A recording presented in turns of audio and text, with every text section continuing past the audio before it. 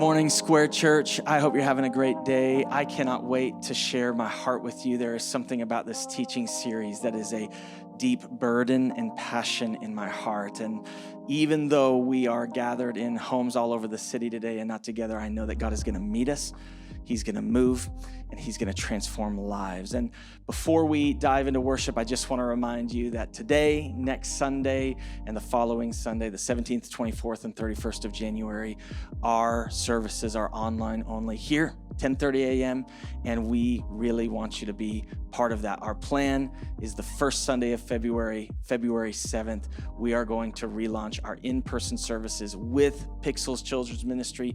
That's 4 services, 9, 10:30, 12, and the 5 o'clock. We cannot wait to take that step together.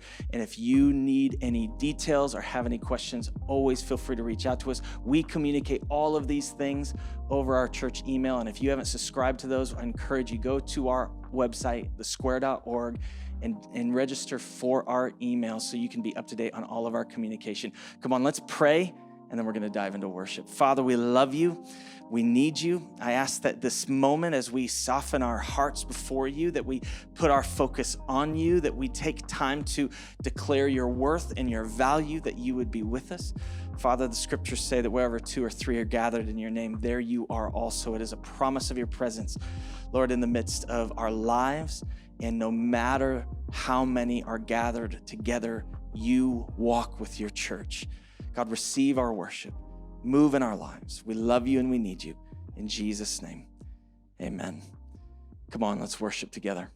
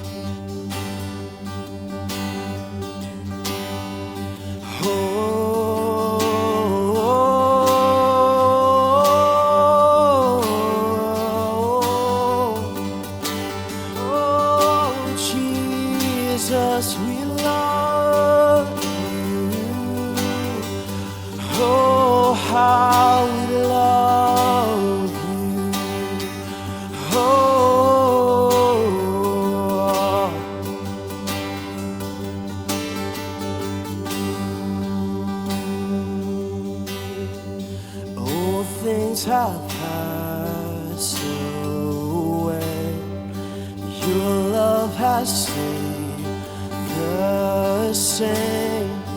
Your constant grace remains the cornerstone.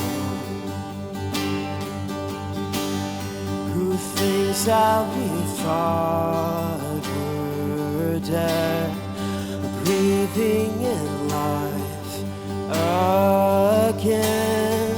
You cause your sun to shine in darkest nights. For all that you've done, we will pour out a love. This will be our anthem song. And Jesus, we love you. Oh, how we love you. And you are the one our hearts adore. Oh, Jesus, we love you. Oh, how we love you. You are the one our hearts adore. The hopeless have found their hope. The orphans now have a home. All that was lost have found this place in you. When you lift our weary heads, you make us strong instead. You took these rags and made them beautiful. For all that you've done, we will pour out a love. This will be our anthem song. Oh, Jesus, we love you. Oh, how we love you. You are the one our hearts adore. And Jesus, we love you. Oh, how we love you. Oh, you are the one our hearts adore. Our affection, our devotion, poured out on the feet of Jesus. Our affection, our devotion, poured out on the feet of Jesus. Our affection, our devotion, poured out on the feet of Jesus. Our affection, our devotion, poured out on the feet of Jesus. We love you. And oh, how we love you. You are the one our hearts adore. And Jesus, we love you. Oh, how we love you. You are the one our hearts adore.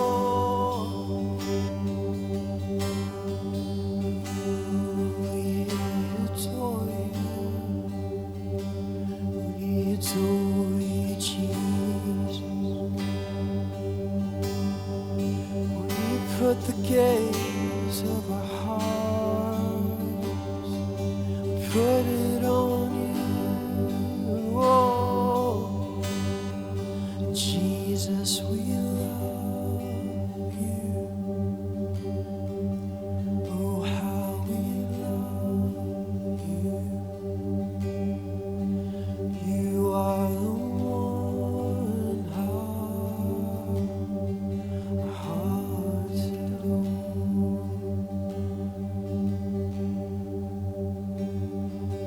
He is jealous for me. Love's like a hurricane. I am a tree bending beneath the weight of his wind and mercy. When all of a sudden I am unaware of these afflictions eclipsed by glory, and I realize just how beautiful you are and how great your affections are for me. And oh, how he loves us so. Oh, how he loves us. How he loves us so.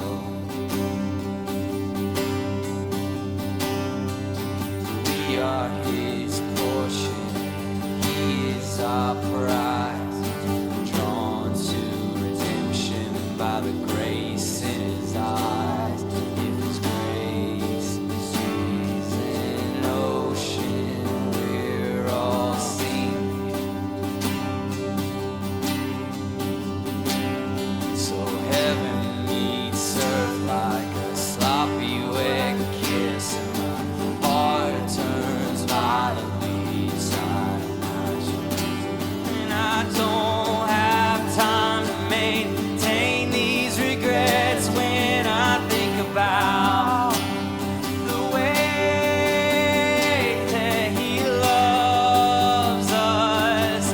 Oh, how he loves us.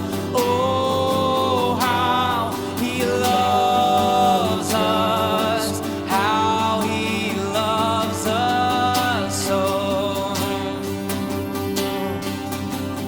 Yeah, he loves us. Oh, how he loves us. Oh, how he loves us. How he loves us so. Yeah, he loves us. Oh, how he loves us. Oh, how he loves us. How he loves us.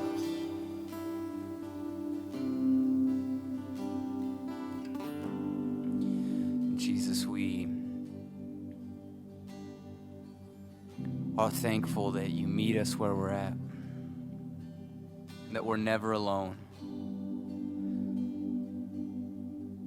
that choosing to place our life in your hands is placing our lives on a firm foundation, on a rock that will not be shaken or moved.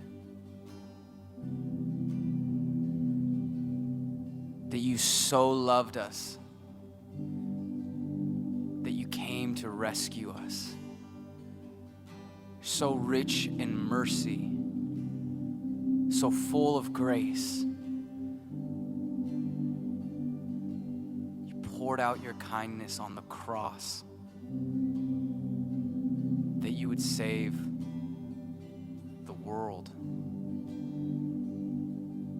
And God, we just come to you and declare how we love you. We love your name.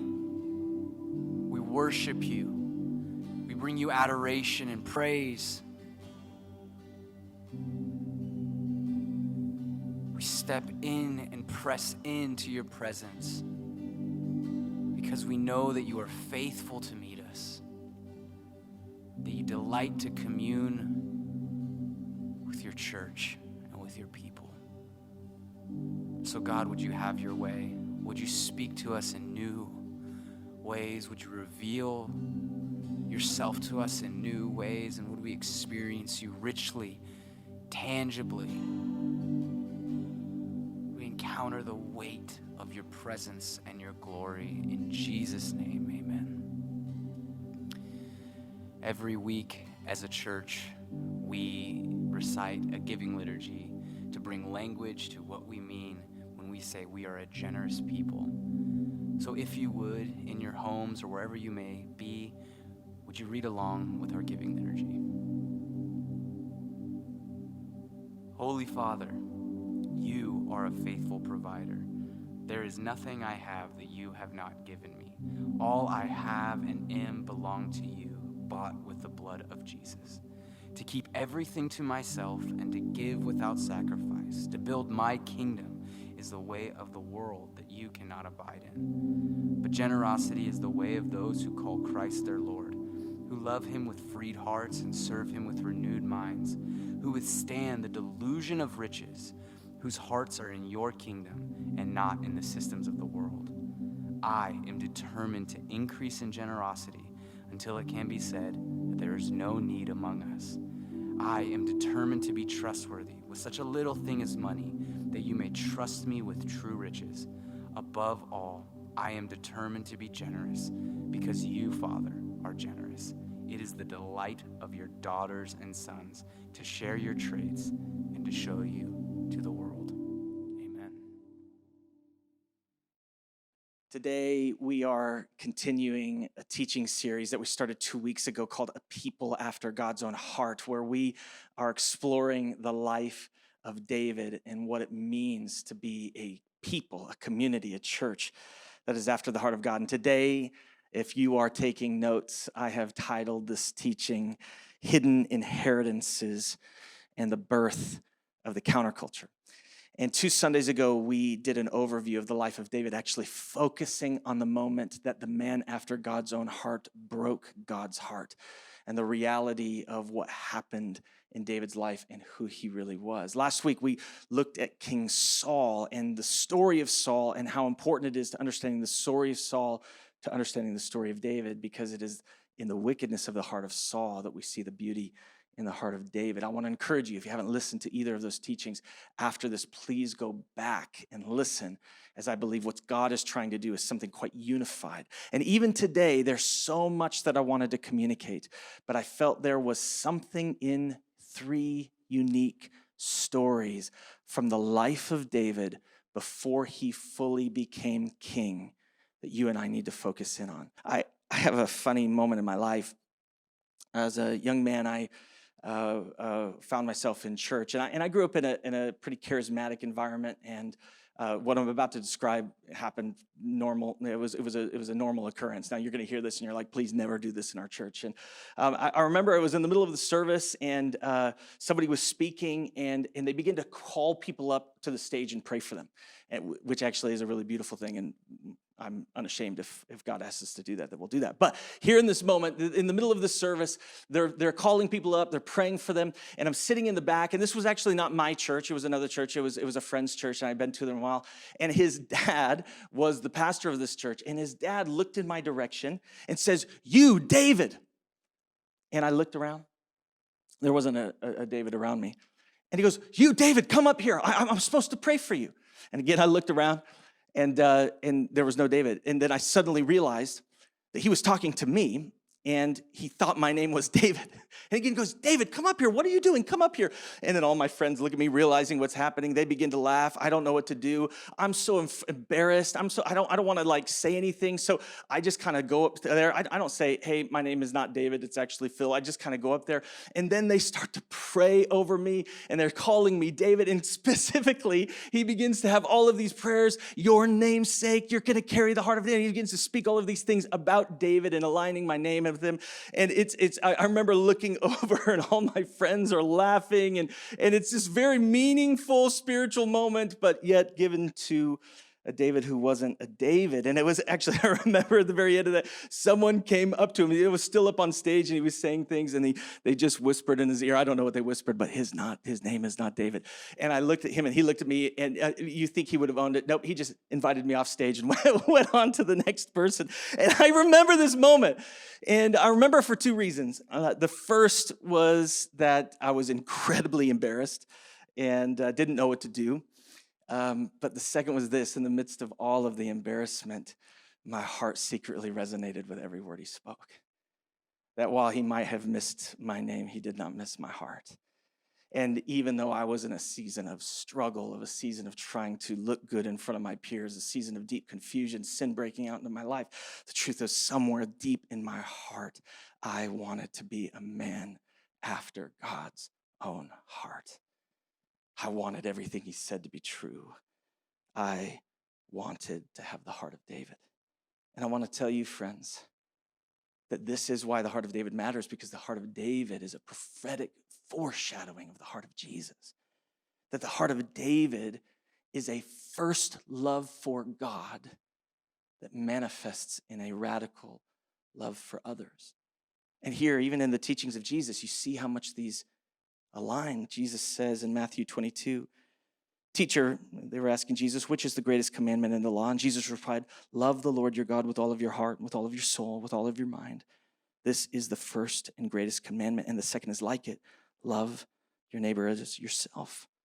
All the law and the prophets hang on these two commandments." Here, Jesus giving the great commandment to love God with a first love.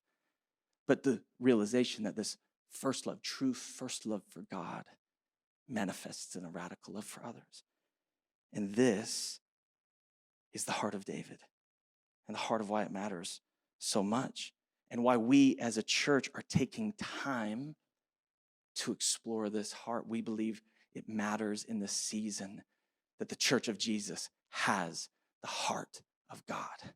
And so we are coming together, exploring the heart of David and asking the question, how do we be a people that are truly after God's own heart? And I want to say this because something that we misunderstand, if you've ever heard teachings about King David before, or perhaps you've read something or gone through another teaching series, I hear these common myths, or people talk about like King David as this, his life is static, as if everything about him is the same. And they always say things like, oh, isn't it interesting that the man after God's own heart was a murderer, or a man after God's own heart committed adultery, or a man after God's own heart did this or that. They almost use it as a proposition of grace, or even as a proposition of accusation. And it's not that there isn't mystery in that, and that not that there isn't something to be understood about the complicated legacy of David, which we're going to get to in a couple of weeks.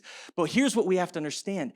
David was a man after God's own heart, but the tragedy of David's life is that there was a season that he lost it. When David stepped into the great brokenness of his life, when he stepped into the great darkness of his own story, he didn't do so as a man after God's own heart who is still willing to do all of these awful things. He did so as a man who once was after God's heart, but allowed so many things to come over it that he abandoned who he really was, and he lost his way. This is why the story of David matters so much, because here in him we see what a true heart looks like, and we see the tragedy of when that heart gets lost. We also see the beauty of that heart getting refound, but the unavoidable consequences of what happens when we abandon the heart of God. Here, as we explore David's heart, as we explore his story, we recognize that there was a unique season where David was a man after God's own heart alone. And it's here that we begin to learn the lessons of what it means to be a people after God's own heart.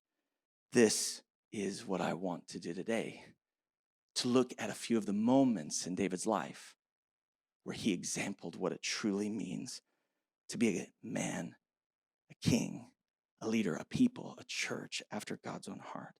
And the story starts 1 Samuel 16. This is what it says. "But the Lord said to Samuel, do not consider his appearance or his height, for I have rejected him."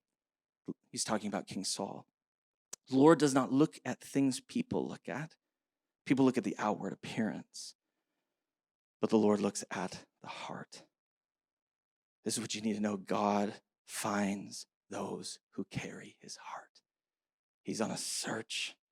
And he's looking for those who are willing to carry his heart. And when we look at the season of the life of David, what we see is that for so many years, David gets anointed king. Here in that moment, David gets anointed king as a teenager.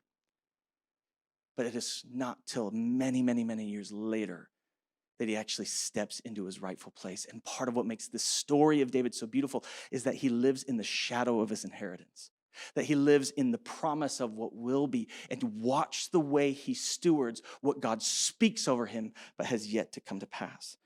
David's willingness to live in a season where his inheritance was hidden is part of his greatest legacy, and is part of our greatest legacy if we will allow it to teach us.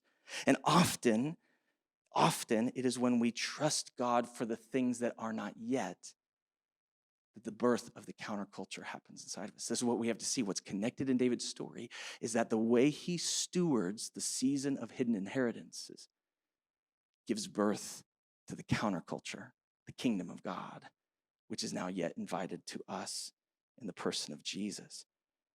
David, anointed as true king, living out his kingship in shadow. And he trusted God for his future. And he didn't need to control what wasn't his to control. Guys, a heart after God finds joy in being hidden. A heart after God is at peace serving others when the spotlight is not yet on your dreams. A heart after God doesn't manipulate situations for self-gain, but it trusts God's timing. I think these are all things we need to learn.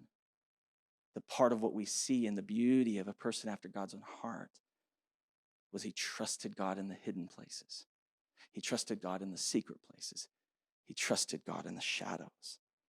And it's here that David's obedience gives birth to the first true great counterculture. And I believe this is part of why God calls him a man after his own heart. Because the kingdom he stewarded was not the kingdom of man, but the kingdom of God.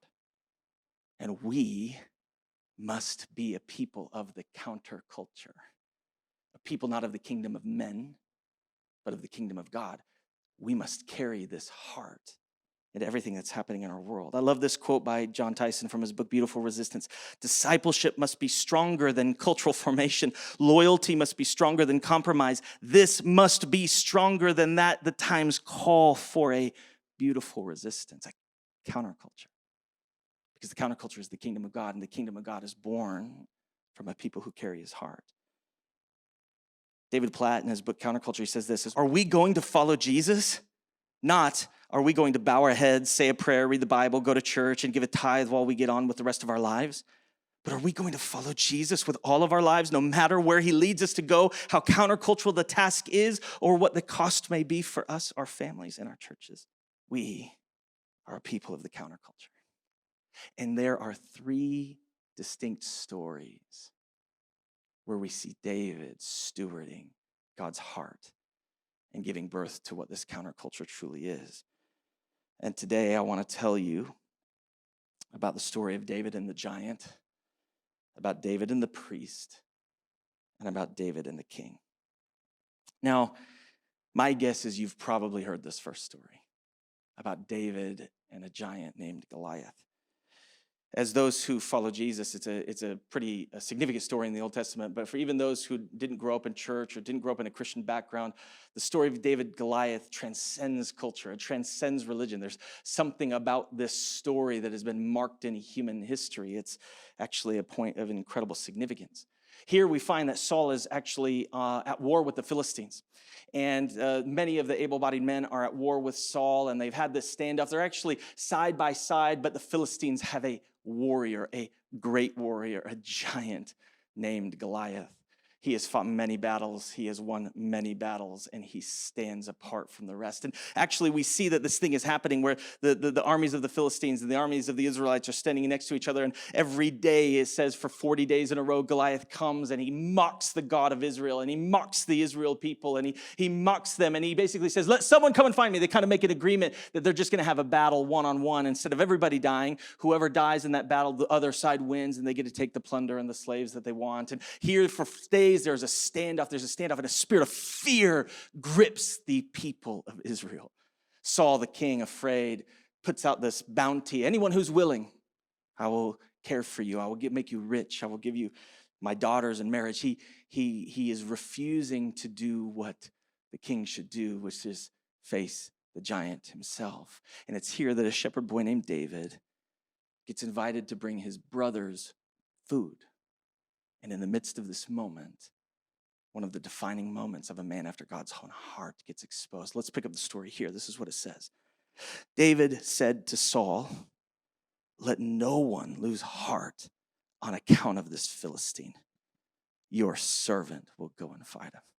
David comes, here's what's happening. He's stirred. He cannot believe the way Goliath is mocking God and mocking the people of God. He cannot believe the spirit of fear that has gripped the camp. And so he goes in front of Saul and goes, I'll fight him. I'll fight him. Your servant will go. I'm in. Right? And then 1 Samuel 17:38 says this, then Saul dressed David in his own tunic. He put a coat of armor on him and a bronze helmet on him. David fastened his sword over the tunic and tried to walk around because he was not used to them. I cannot go in on these, he said to Saul, because I'm not used to them. So he took them off. Then he took his staff in his hand, chose 5 smooth stones from the stream, put them in the pouch of a shepherd's bag, and with a sling in his hand, he approached the Philistine. This incredible moment, King Saul trying to put his armor on David. I could do many sermons just on this single moment alone about Saul putting something on David that wasn't his to carry, and ultimately what Saul's trying to do, he is passing off his true responsibility. And maybe if David wins, then he can somehow take the credit for himself because it was his armor. Here, David rejects it. He stays faithful to who he is. He picks up his slingshot. And this is what the story says for Samuel 17. David said to the Philistine, you come against me with sword and spear and javelin, but I come against you in the name of the Lord Almighty, the God of the armies of Israel, whom you have defied. The day of the Lord will deliver you into my hands, and I'll strike you down and cut off your head. This very day I will give the carcass of the Philistine army to the birds and the wild animals, and the whole world will know that there is a God in Israel. All those gathered here will know that it is not by sword or spear that the Lord saves, for the battle is the Lord's, and he will give it into our hands. As the Philistine moved closer to attack him, David ran quickly towards the battle line to meet him. Reaching into his bag and taking out a stone, he slung it and struck the Philistine on the forehead. The stone sank into the forehead and he fell face down on the ground. So David triumphed over the Philistine with a sling and stone. Without a sword in his hand, he struck down the Philistine and killed him. This incredible moment. David, a teenager, a boy, stands against the giant of giants. And he brings him down. And he reminds everybody, this is not my doing. This is the Lord. It's his battle. And I'm here to show you what it looks like when you trust in him. And here's, friends, what we have to realize about this story. That a people of the counterculture build their identity on fear of God, not fear of man. See, the author of 1 Kings, he does something intentional all over the book. He is intentionally trying to contrast to you and show you the nature of the false heart of Saul and the beauty of the heart of David. It's an intentional thing. And here he shows you that Saul, who was king, was cowering in fear of man. And yet David, who was a shepherd boy, was filled not with fear of man, but with fear of God. And here's what you need to know. Those who live from fear of God can fight battles that those who live from fear of man cannot. And can I tell you, we can't even come to Scripture without being aware of what's happening in our world. It's impossible. The Scripture stands alone. It speaks to us from its timeless truths, and we always take those timeless truths and try to apply them to what's happening in our day. But in the midst of that, we have to always recognize that we are alive in a moment. And friends, we are alive in a moment where there are battles that need to be fought. There are battles that need to be won. And I'm just here to remind you that there are battles that only those who fear God can win. Because it is God's victory, it is not our victory. It is God's authority, it is not our authority. And I believe what's happened to a generation is we have become so broken with the fear of man, we have abandoned the authority of God on our lives. A man who is intimate with God is not intimidated by man, Leonard Ravenhill says. And see, what fear of man actually exposes is that you actually trust your future to the opinion of people and not the leadership of God. Fear of man is always a fruit of realizing that you have lost confidence that God is the one who directs your life and story. And friends, you just need to know this. You can't love people or lead people if you're afraid of people. You cannot do what God has asked you to do if fear of man controls your life. David killed the giant that wasn't his to fight, and he gave the victory to the one who didn't earn it. And this is the beauty of the counterculture of Jesus. The people of a counterculture walk in true authority. What is true authority? True authority comes when we believe what God has spoken over us in private more than what people speak about us in public. Can I invite you into that? Do you believe what God has spoken to you in private from his word, from his character, from his voice, more than you trust what people might say about you? And see, what you have to understand is the people of the counterculture don't live to make their own name great. They live to make God's name great. Friends, I'll just say this honestly. The greatest failures of my life as a leader has been single-handedly one thing: when I have allowed fear of man to sway me from faithfulness. And the beauty of this last season of my life is God has stripped me of fear of man. I'm not saying I'm not a human. I'm not saying that I don't have to contend against it. But I am telling you that allowing Jesus to meet me in this place, I am free to walk in obedience, and I am free to fight the battles that God has fought for me, because I am not concerned about the opinions of men defining my future. I am only concerned about the opinion of the one. Friends, we are those who God has called to do this. And when you live in this, when you live in a true fear of God, what you begin to realize is you are a people who fight battles for the good of others. That's what happens. And what I love is actually in all of these stories, you can look at the Psalms and actually discover that all of the Psalms are written in unique moments in David's life. Psalm 9 is written in this moment.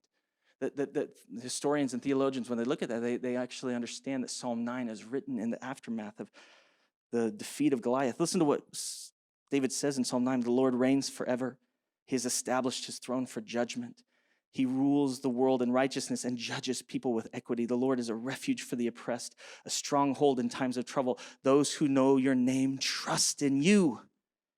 When for you, Lord, have never forsaken those who seek you." The heart of David. I know where my trust is. When we have the heart of David, we're willing to step into the battles of others and bring them victory. And what you're going to find is that all of these stories of David, they have prophetic statements, prophetic invitations and pictures about the reality of Jesus. Because this is what he did. Jesus came and fought our battle and gave us his victory.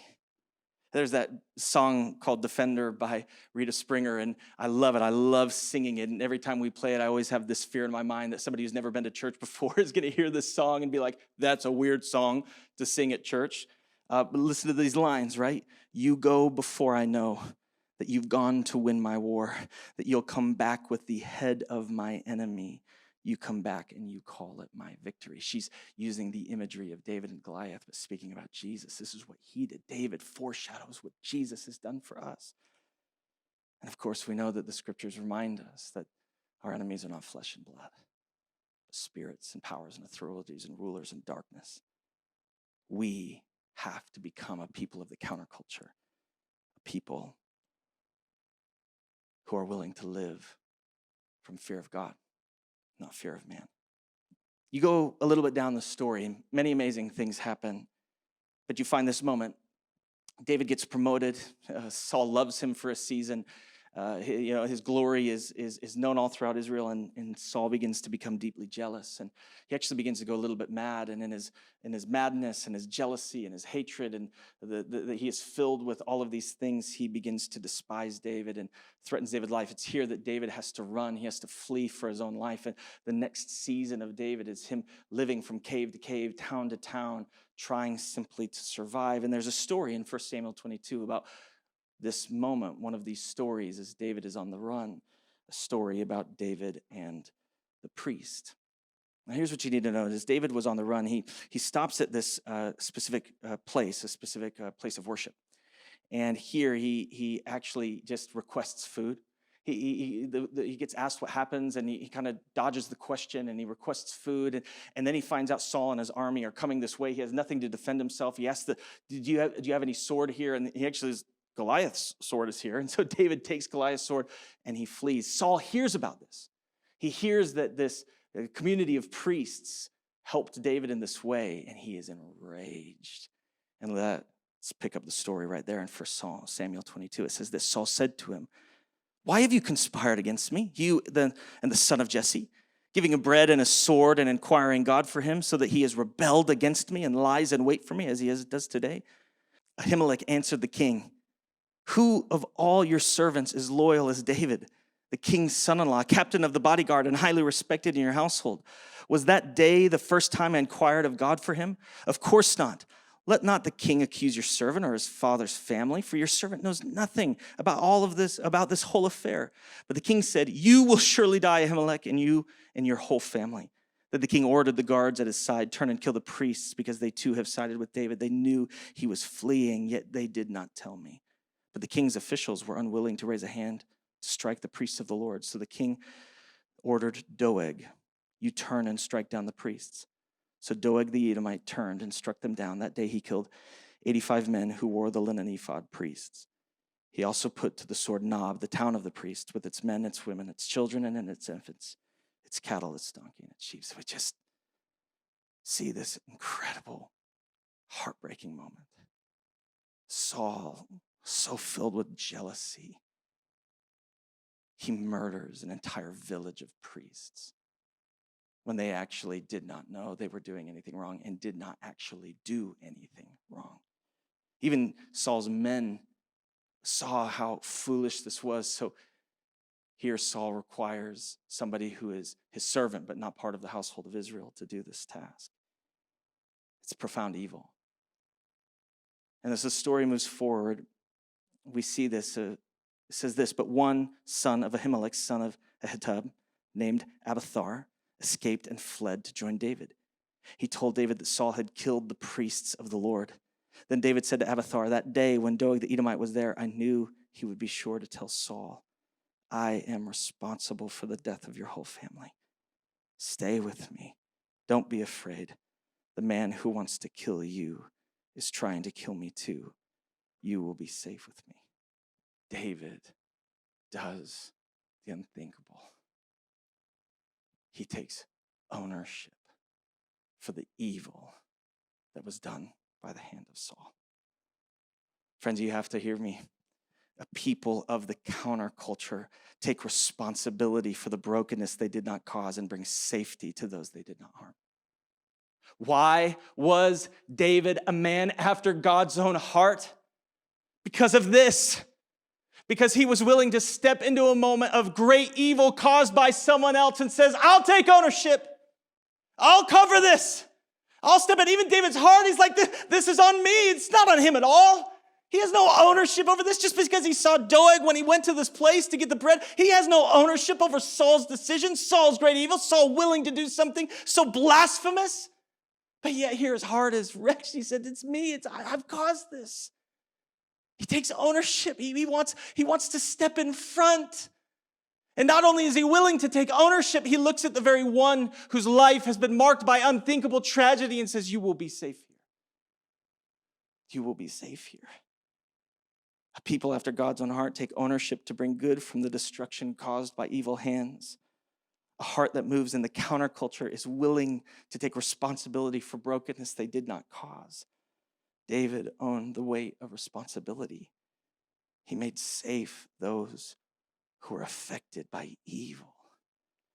My friend Andy Bird, who's a missionary, talks about the heartbeat of God is adoptive love. And adoptive love is a unique love because adoptive love steps into something that isn't its responsibility, but makes it its own family.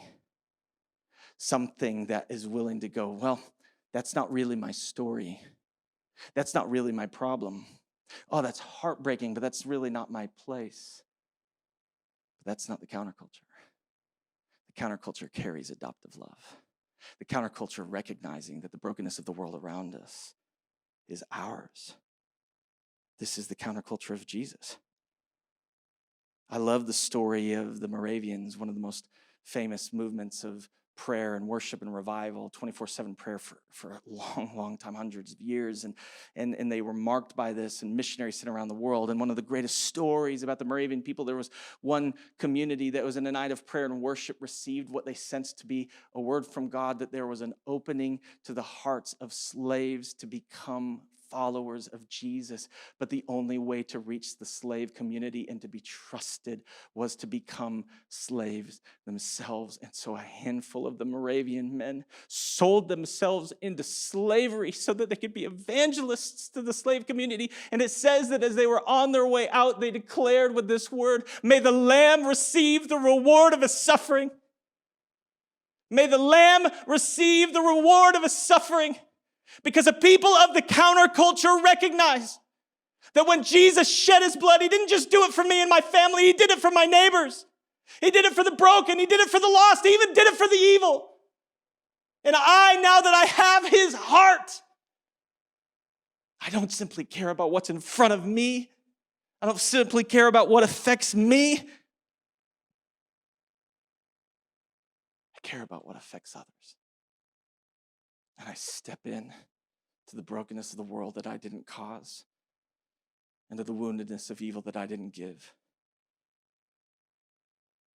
And I adopt it. I adopt it. I pick Atlanta. I pick Atlanta's brokenness. I pick all of its problems, because I want to adopt the place that God has given me. Friends, the people of the counterculture take ownership. Even here, Psalm 140, Dave writes this in the midst of this very moment. Listen to the words he says. "Keep me safe, Lord, from the hands of the wicked. Protect me from the violent who devise ways to trip my feet. The arrogant have hidden a snare for me. They've spread out the cords of their net, and they have set traps along my path. I know that the Lord secures justice for the poor and upholds the cause of the needy. Surely the righteous will praise your name, and the upright will live in your presence." You see his heart here. Though the evil will do this even to me, I know what has your heart. I know what has your heart. Justice for the poor, the cause of the needy, the righteous will come alongside. Praise your name. Listen to this incredible quote by Dietrich Bonhoeffer from The Cost of Discipleship. He says this, "And in the incarnation, the whole human race recovers the dignity of the image of God. Henceforth, any attack on the least of men is an attack on Christ, who took the form of man. In his own person restored the image of God in all that bears human form. Though fellowship and communion with the incarnate Lord, we recover our true humanity, and at the same time we are delivered from individualism, which is the consequence of sin, and retrieve our solidarity with the whole human race. By being partakers of Christ incarnate, we are partakers in the whole humanity in which he bore. We now know that it is we that have been taken and born into the humanity of Jesus, and therefore the new nature we now enjoy means that we too must bear the sins and sorrows of others. The incarnate Lord makes his followers the brothers of all mankind." A counterculture who takes responsibility. Let me move us to our final story. David and the king. David is still on the run, still hiding from Saul, and there's a moment that Saul is hunting David in En-Gedi, which is a cave region, a desert region of Israel. And here David and his men are hiding in the caves. And in one of these very caves, it's kind of humorous, Saul needs to go to the bathroom, so he goes into this cave to relieve himself. And here, King Saul, utterly alone, in a cave surrounded by David's men. And here we pick up our final story. After Saul returned from pursuing the Philistines, he was told David is in the desert of En-Gedi. So Saul took 3,000 able young men from Israel and set out to look for David and his men near the crags of the wild goats. He came to the sheep pens along the way, and a cave was there, and Saul went in to relieve himself. David and his men were far back in the cave, and the men said, "This is the day that the Lord spoke of when he said to you, I will give your enemy into your hands for you to deal with as you wish." Then David crept up unnoticed and cut off the corner of Saul's robe. Afterward, David was conscience-stricken for having cut off the corner of his robe. He said to the men, "The Lord forbid that I should do such a thing to my master, the Lord's anointed, or lay my hand on him, for he is the anointed of the Lord." With these words, David sharply rebuked his men and did not allow them to attack Saul, and Saul left the cave and went on his way. Then David went out of the cave and called to Saul, "My lord, the king." When Saul looked behind him, David bowed down, prostrated himself in the face to the ground. He said to Saul, "Why do you listen to men? When men say David is bent on harming you? This day you have seen with your own eyes how the Lord delivered you into my hands into the cave. Some urged me to kill you, but I spared you. I said, I will not lay my hand on my Lord, because he is the Lord's anointed." Saul about to be laid victim, and yet David chooses to spare his life and cuts off a corner of his robe. This is what we have to understand. A people of the counterculture pick up their cross even when their enemies pick up their nails. Guys, this is incredible. The incredible power and imagery about what was in the heart of David is ultimately the heart of Jesus. Jesus who fights our giants and gives us his victory. Jesus who takes responsibility for what he did not cause. And Jesus who shows us the way of the counterculture. What actually happens in this moment is more meaningful than maybe we assume. When David comes up and he cuts the edge of Saul's robe, that he is actually taking something called a tzitzit. It's an important moment. We actually see more stories about this. It's not just a corner. It's not just a hem. It's actually a marker of identity for people in Israel, and specifically those in authority and kings had unique and special tzitzits that marked who they were. Saul, as king, would have had an exclusive tzitzit corner to his robe, what they called wings. And here it's this tzitzit that is the marker of his identity that David cuts off and takes for himself. Now, notice the imagery, because this is what David is intentionally doing.